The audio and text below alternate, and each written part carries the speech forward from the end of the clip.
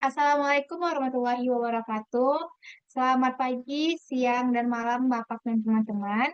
Pada kesempatan kali ini, kami dari kelompok 3 yang beranggotakan Zahratul Hasanah dengan NIM 47, Hasifah Saniyah dengan NIM 48, saya sendiri Atifah Tahira dengan NIM 55, eh, ada Naufal dengan NIM 58, dan Ayesa dengan NIM 104 akan mempresentasikan mengenai materi yaitu diksi atau pemilihan kata. Seperti yang kita ketahui, diksi merupakan salah satu unsur penting dalam berbahasa, karena kualitas bahasa sangat ditentukan oleh tepat atau tidaknya kata yang digunakan. Oke, lanjut aja. Kita mulai presentasi ini kepada Azifah Sania, dipersilakan. Baik, terima kasih sebelumnya kepada Atifa. Jadi di sini saya akan membahas mengenai apa itu diksi. Jadi, diksi merupakan penggunaan kata-kata tertentu yang dipilih secara cermat oleh penulis untuk menyampaikan suatu ide secara cepat dan efektif. Kemudian kalau menurut Nurgiantoro, diksi merupakan pemilihan kata-kata melalui pertimbangan tertentu untuk mendapatkan efek yang diinginkan. Diksi memiliki beberapa fungsi seperti menambah keindahan bahasa, menjaga ketepatan makna, kemudian menyesuaikan dengan situasi dan lawan bicara, menghaluskan atau menyampaikan kritik secara santun, dan juga memperkuat deskripsi dan narasi. Nah, dalam menggunakan diksi ini, kita memiliki beberapa prinsip dalam memilih katanya. Yang pertama yaitu menggunakan bahasa standar dan substandar, di mana bahasa standar merupakan ragam bahasa yang digunakan oleh masyarakat berpendidikan dalam situasi resmi atau formal.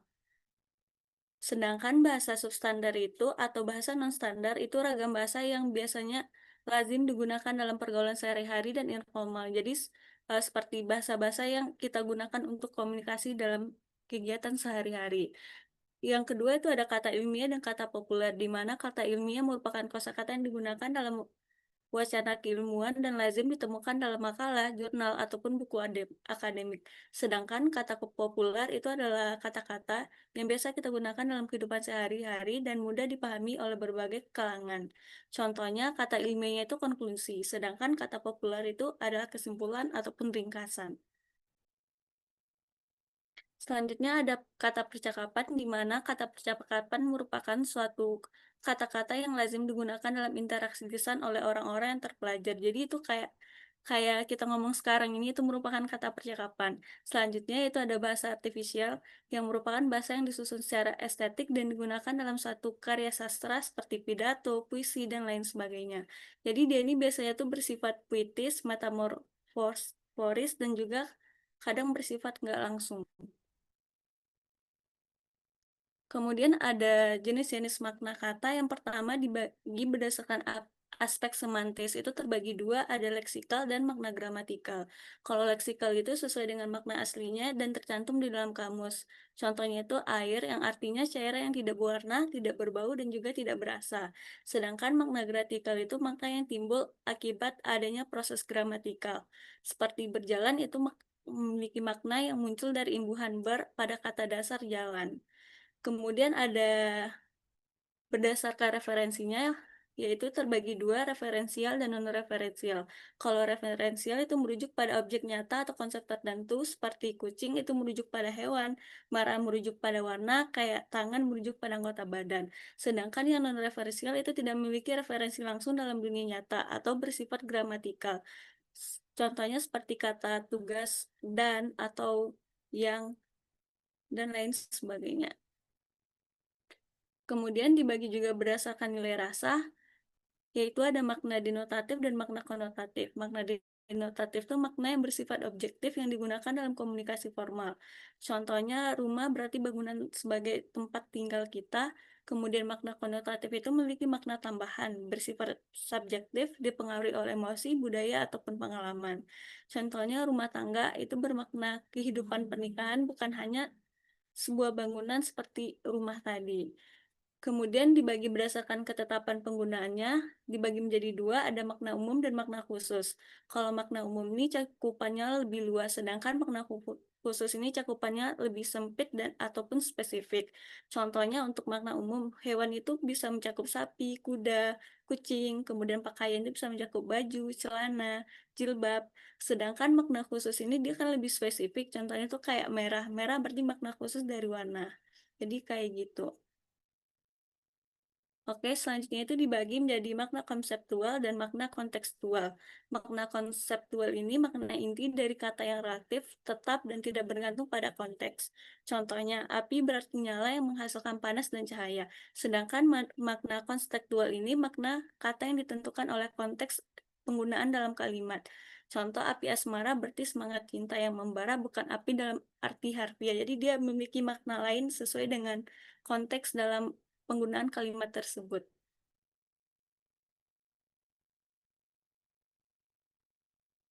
Kemudian kita akan membahas mengenai relasi makna, di mana di sini mencakup hubungan sinonim, antonim, homonim, homofon, homograf, hiponim, hiperenim, polisemi, ambiguitas, dan sebagainya.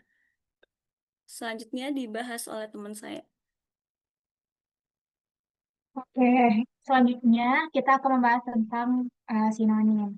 Sinonim ini merupakan dua atau lebih kata yang memiliki makna sama atau sangat mirip. Namun, kesamaan ini tidak selalu bersifat mutlak. Perbedaan dapat muncul dari segi konteks penggunaannya, tingkat keformalannya, ataupun rasa bahasanya. Ini ada beberapa contoh sinonim, seperti buruk itu bisa diartikan sebagai jelek. Ada bunga itu bisa juga diartikan sebagai kembang. Mati itu wafat, meninggal. Jadi dia mempunyai suatu arti yang sama. Namun itu tidak mutlak kesamaannya karena nanti bisa digunain dalam beberapa kalimat yang ya satu kalimat bisa cocoknya menggunakan bunga, satu kalimat lagi bisa cocok menggunakan kembang. Jadi sinonim ini dia sama tapi tidak selalu selalu mutlak. Next. Yang kedua itu ada antonim. Antonim sendiri adalah pasangan kata yang memiliki makna berlawanan atau kontras. Nah, kata antonim ini berasal dari kata Yunani kuno, yaitu onoma yang artinya nama dan anti yang artinya melawan. Dan secara harfiah, anonim berarti nama lain untuk benda lain pula. Jadi kalau sinonim tadi itu persamaan, antonim ini lawan kata. Kayak hidup lawannya mati, besar lawannya kecil, suami lawannya istri, keras lawannya lembek, naik lawannya turun, kaya lawannya miskin, surga lawannya neraka, pria lawannya wanita, haram lawannya halal, atas dan lawannya bawah. Dan masih banyak lagi contoh-contoh anonim yang lainnya, antonim yang lainnya. Next. Nah, yang ketiga itu ada homonim, homofon, dan homograf. Yang pertama kita akan membahas tentang homonim terlebih dahulu. Jadi secara harfiah, homonim ini berarti nama yang sama untuk hal yang berbeda. Farhan mendefinisikan homonim sebagai ungkapan. Itu berupa kata, frasa, atau kalimat yang bentuknya sama dengan ungkapan lainnya, tetapi memiliki makna yang berbeda.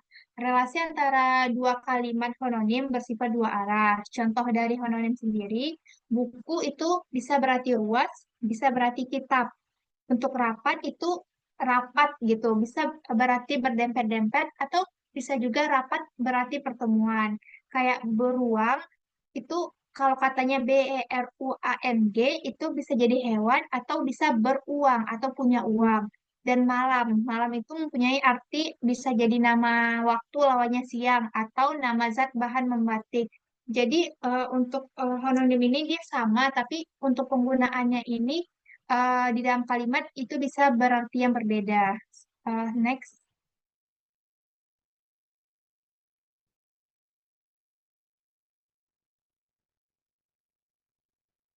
Eh, yang selanjutnya itu adalah honofon. Jadi honofon ini dilihat dari segi bunyi. Honofon sebenarnya itu memiliki kesamaan dengan hononim karena bentuk-bentuk bahasanya direalisasikan melalui bunyi. Namun dalam bahasa Indonesia terdapat sejumlah kata yang tergolong homofon, tetapi ditulis dengan ejaan berbeda untuk memperjelas perbedaan makna.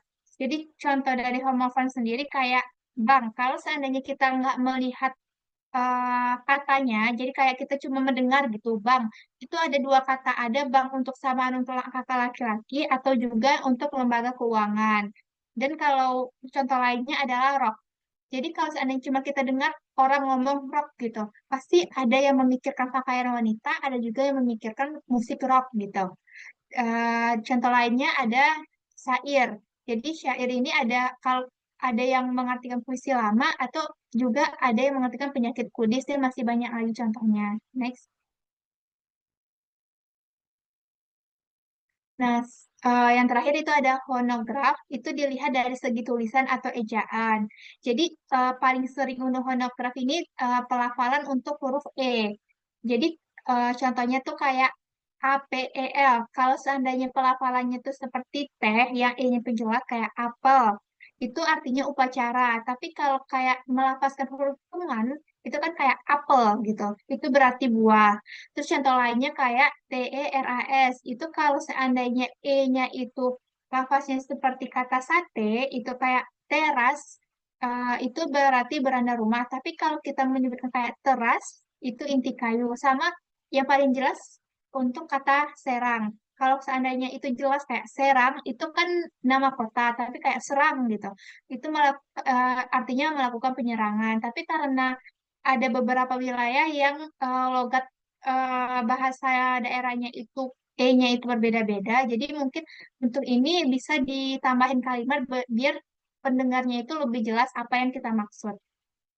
Next. Oke, selanjutnya akan dijelaskan oleh rekan saya.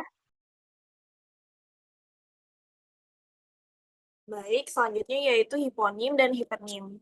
Untuk hiponim sendiri, itu berasal dari bahasa Yunani kuno yang onoma berarti nama dan hipo berarti di bawah. Maka secara harfiah, hiponim itu berarti nama yang termasuk di bawah nama lain. Dari Verhaal sendiri menjelaskan, hiponim adalah ungkapan yang maknanya dianggap merupakan bagian dari makna sebuah ungkapan lain. Berbeda dengan homonim yang bersifat dua arah, relasi antara hiponim dan hipernim ini bersifat satu arah atau searah. Jadi dia ini suatu kata hiponim berada di bawah cakupan kata lain yang disebut hipernim. Hiponim dan hipernim itu mengandaikan dengan konsep struktur hierarki, di mana suatu kata bisa mencakup dari makna-makna kata yang lain yang berada di bawahnya, dan pada saat yang bersamaan juga bisa menjadi hipernim terhadap kata-kata yang dan bisa menjadi hiponim terhadap kata-kata yang hierarkinya lebih tinggi. Kemudian hubungan hiponim dan hipernim ini itu lebih umum diterapkan pada kategori kata benda. Contohnya untuk hipernim itu hewan, hiponimnya ayam, kambing, harimau. Kemudian ada hipernim buah, hiponimnya apel, mangga, pisang, durian. Hipernim sendiri itu seperti makna umum, kemudian hiponim adalah makna khusus. Next. Selanjutnya itu polisemi. Polisemi ini umum diartikan sebagai satuan bahasa, terutama kata yang memiliki lebih dari satu makna. Satu kata tersebut memiliki beberapa makna yang berbeda, tapi masih berkaitan secara semantik karena diturunkan dari makna asal atau makna kata dasar tersebut. Contohnya itu adalah tangan Adin terluka karena pisau. Lalu ada ayah saya, tangan kanan menteri. Pada kedua kalimat tersebut sama-sama ada kata tangan, namun memiliki arti yang berbeda. Pada kalimat tangan Adin terluka karena terkena pisau, itu menunjuk pada bagian anggota tubuh, yaitu bagian tangan. Kemudian, ayah saya tangan kanan menteri. Pada kata tangan pada kalimat ini berarti memiliki arti orang kepercayaan. Kemudian contoh yang kedua, nenek saya memeluk agama Islam dan adik Dina memeluk boneka kesayangannya. Kata memeluk pada kalimat nenek saya memeluk agama Islam itu memiliki arti menganut atau mengikuti. Kemudian kata memeluk pada adik Dina memeluk boneka kesayangannya itu berarti adalah sebuah sebuah rangkulan fisik yang dilakukan oleh adik terhadap boneka kesayangannya. Next. Baik, selanjutnya akan dilanjutkan oleh teman saya. Baik, selanjutnya kita akan membahas tentang ambiguitas. Ambiguitas adalah gejala yang menunjukkan adanya kerancuan makna. Ambiguitas terjadi ketika suatu pernyataan dapat mengandung dua makna atau lebih, dan makna-makna tersebut bersaing satu sama lain dalam konteks tertentu. Contoh dari kalimat ambigu yaitu, kepala sekolah perempuan itu pintar sekali. Kalimat ini termasuk ke kalimat ambigu karena kalimat ini dapat menimbulkan dua interpretasi. Interpretasi yang pertama yaitu kepala sekolah yang adalah seorang perempuan itu pintar. Lalu interpretasi yang kedua yaitu kepala sekolah dari murid perempuan itu pintar. Next. Selanjutnya yaitu perubahan makna kata. Perubahan makna adalah bergesernya makna kata dari makna aslinya atau makna dasar menjadi makna lain yang berbeda. Ada beberapa faktor penyebab dari perubahan makna itu sendiri, yaitu karena perkembangan ilmu dan teknologi, perubahan sosial dan budaya, perbedaan bidang pemakaian, asosiasi makna, pertukaran tanggapan indera, perbedaan tanggapan emosional atau psikologis, penyinggungan kata, proses gramatikal, dan juga pengembangan istilah. Next. Selanjutnya, terdapat berbagai macam perubahan makna kata. Yang pertama, meluas atau generalisasi, yaitu makna kata itu menjadi lebih luas daripada makna aslinya. Contohnya di sini yaitu pelayaran itu dipimpin oleh seorang kapten.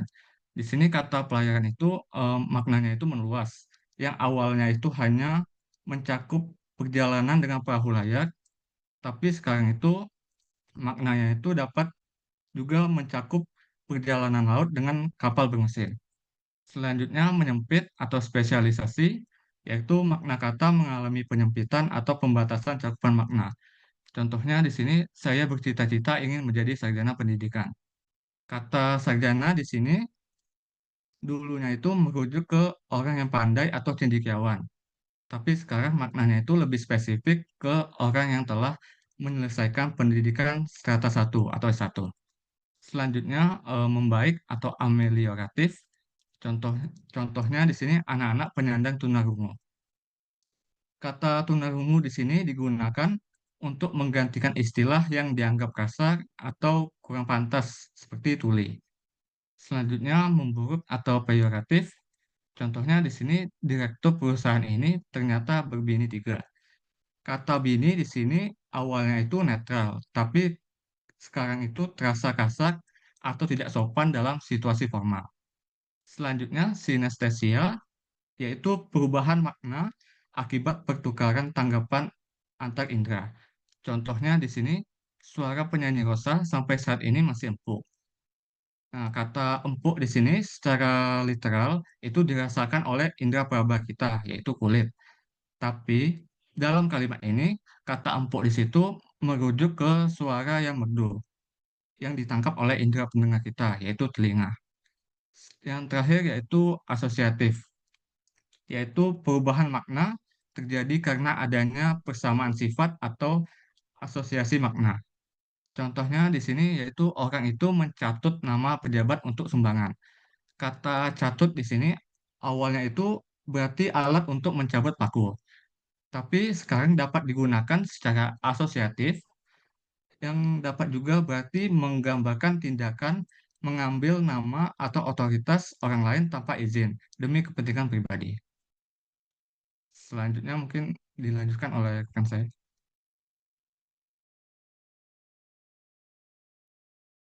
Selanjutnya itu adalah idiom dan ungkapan idiomatis. Jadi, idiom adalah ungkapan bahasa yang terdiri atas gabungan kata pasti, namun maknanya telah menyatu secara keseluruhan dan tidak dapat ditafsirkan secara harfiah dari makna unsur-unsur pembentuknya. Makna idiomatik merupakan makna baru yang tidak sama dengan makna literal dari masing-masing kata penyusunnya. Contohnya, yang pertama itu gabungan kata tugas dan kata kerja atau kata benda. seperti selaras dengan, berbicara tentang, terima kasih atas. Jadi, pada contoh ini, yang pertama dengan kata dengan, akan, tentang, atas, dan pada atau kepada, itu bersama dengan kata yang digabunginya membentuk satu makna kesatuan yang tetap dan tidak bisa diganti dengan kata tugas lain tanpa mengubah maknanya. Selanjutnya, gabungan kata kerja dan kata benda atau bagian tubuh. Contohnya itu ada membanting tulang, bertekuk lutut, keras kepala. Jadi, idiom-idiom tersebut tidak dapat diubah dengan padanan kata lain, karena makna idiomatiknya akan hilang. Next. Klasifikasi idiom berdasarkan unsur pembentuknya. Yang pertama, idiom dengan bagian tubuh manusia. Contohnya itu mendarah daging. Jadi artinya sudah menjadi kebiasaan. Bisa juga hati kecil yang makna idiomatiknya itu maksud yang sebenarnya. Yang kedua, idiom dengan kata indera. Contoh idiomnya adalah besar kepala, yang arti makna idiomatiknya sombong. Kalau pendek permintaan, artinya singkat umurnya. Yang ketiga, idiom dengan warna. Contohnya itu merah muka, yang makna idiomatiknya berarti malu, merah telinga, makna idiomatiknya yang berarti sangat marah, dan lain sebagainya. Next. Yang keempat, ada idiom dengan nama benda. Seperti contohnya, tanah tumpah darah, yang berarti makna idiomatiknya tanah kelahiran. Gerakan di bawah tanah, makna idiomatiknya itu gerakan rahasia. Yang kelima, ada idiom dengan nama binatang. Contohnya itu kambing hitam. Makna idiomatiknya adalah orang yang disalahkan. Contoh lain bisa kelas kambing atau kelas paling rendah atau murah. Next.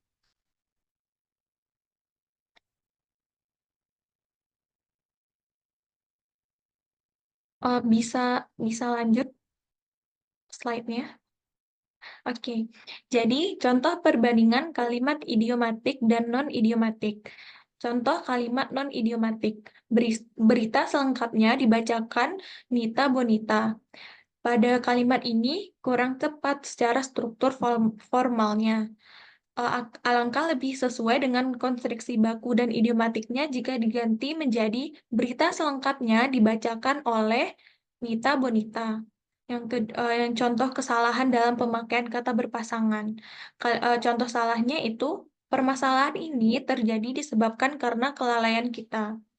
Untuk kalimat benarnya, permasalahan ini disebabkan oleh kelainan kita. Jadi, kata karena lebih baik digantikan oleh kata oleh. Next. Selanjutnya, mengenai kesalahan pemakaian kata dan gabungan kata.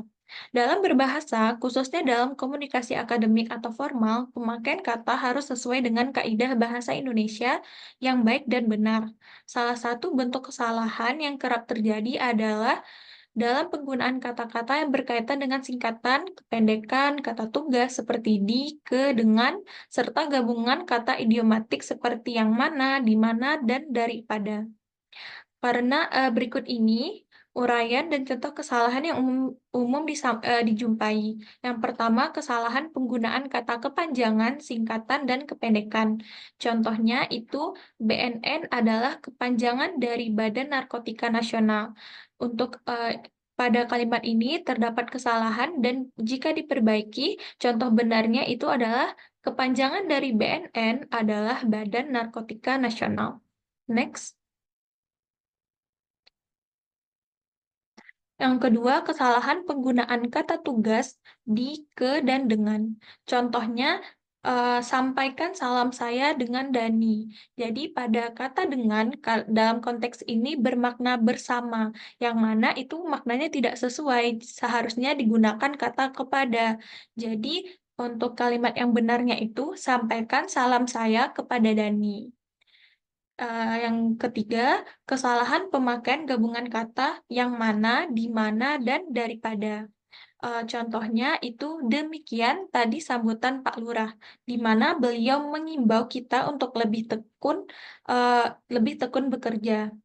Pada kalimat ini terdapat kesalahan di mana seharusnya dipakai untuk menunjukkan tempat, sedangkan pada kalimat tersebut itu lebih baik dipecah. Jadi katanya demikian. Kata benarnya adalah demikian tadi sambutan Pak Lurah, beliau mengimbau kita untuk lebih tekun bekerja, di mana digantikan dengan kata beliau yang lebih tepat. Next. Berikut adalah analisis kesalahan dalam pemilihan kata. Di sini terlampir banyak sekali kesalahan-kesalahan yang kerap terjadi. Salah satunya adalah konjungsi dan koordinatif kata dan. Salahnya, contohnya metode pengumpulan data, metode pembahasan data, bagaimana menyajikan hasil analisis data. Jadi, yang benarnya metode pengumpulan data, pembahasan data, dan penyuntingan hasil analisis data. Contoh lainnya, kasus Putri Bapak. Sebaiknya Putri Bapak dilibatkan dalam kegiatan ini supaya memiliki kesempatan berkembang. Kata Putri sebaiknya diganti menjadi sebaiknya anak Bapak dilibatkan juga dalam kegiatan ini supaya memiliki kesempatan untuk berkembang. Contoh lainnya, kasus dia sudah matur. Untuk segala ketidaknyamanan ini, dia sudah matur kepada direktur. Sedangkan kalimat yang benarnya, untuk semua ketidaknyamanan ini dia sudah bicara kepada direktur. Jadi kata matur digantikan dengan kata bicara. Sekian, saya kembalikan kepada moderator.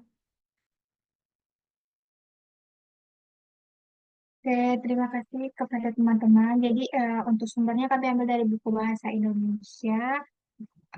Demikianlah pemaparan dari kelompok 3 mengenai materi diksi atau pemilihan kata. Semoga materi ini dapat mendapatkan pemahaman kita tentang pentingnya memilih kata yang tepat dalam berkomunikasi maupun menulis.